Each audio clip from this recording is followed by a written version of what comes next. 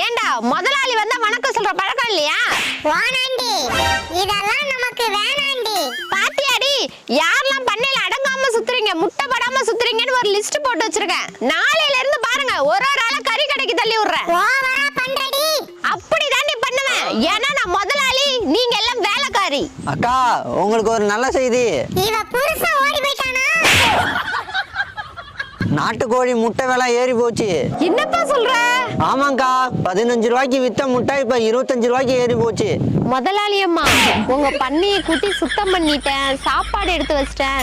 நீங்க சாப்பிட்டுட்டு 10 மணிக்கு முட்டை போட்டா போதும். சரிடி வேலைக்காரி.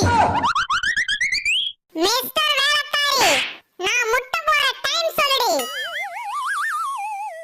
உங்க டைம் 10:45மா, உங்க டைம் 11 மணிமா, உங்க டைம் 11:30மா, உங்க டைம் 12. நான்